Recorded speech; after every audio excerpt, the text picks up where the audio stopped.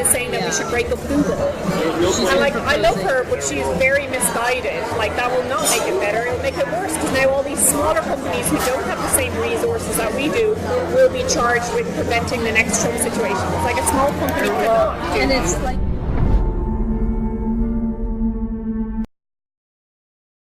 it doesn't stop with Google search. Our insider says political biases are censoring voices on YouTube, owned by Google as well. He says the YouTube rollout discussion was at a rather bizarre location. We didn't have it. It was a special occasion that happened in May, and they invited us all to the Masonic Temple to talk about the future of the company for YouTube, and they described that they were going to have more content filtering. And right after that happened, a lot of the content creators started to get demonetized, and their videos started to get deranked.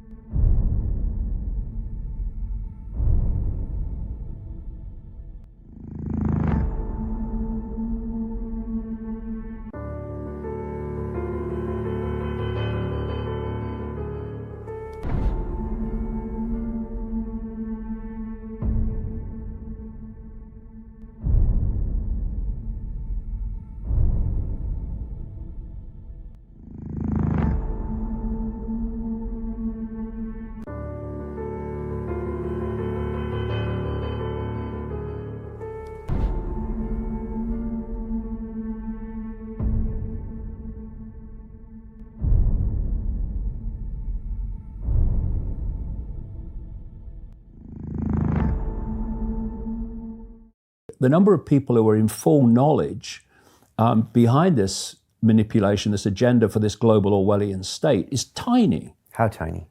Well, I mean, in the end, if you got to the real core, you could get them in one room. That's how tiny, but then it goes out from that. 20, 30, 40, 50 people. Yeah, and then it goes out from that, and as you go out, you know, you're meeting people who, the further you go out, know less and less and less about what they're actually serving. So the technology CEOs of Facebook, Twitter, and Google don't necessarily know the grand plan, but they're close enough to the center.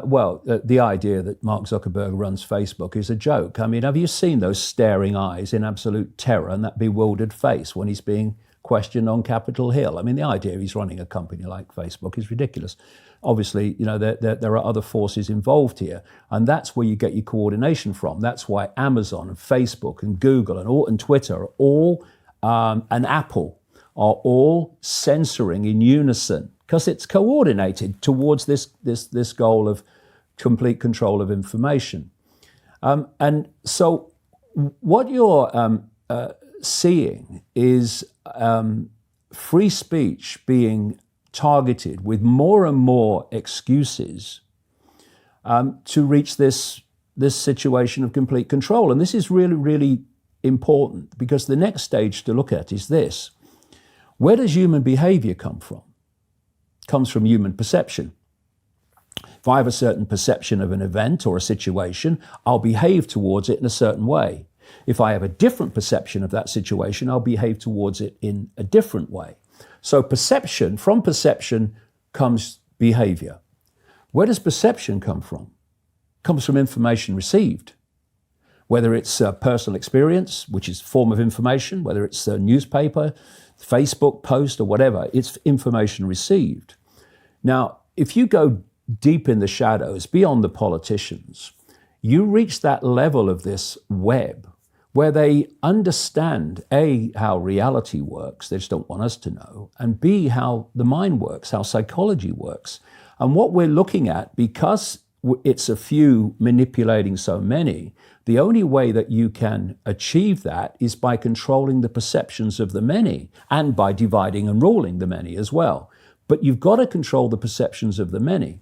And to do that, you control information. Now all these smaller companies who don't have the same resources that we do will be charged with preventing the next Trump situation. It's like a small company cannot do. And it's like He says the YouTube rollout discussion was at a rather bizarre location. We didn't have it. It was a special occasion that happened in May, and they invited us all to the Masonic Temple to talk about the future of the company for YouTube, and they described that they were going to have more content filtering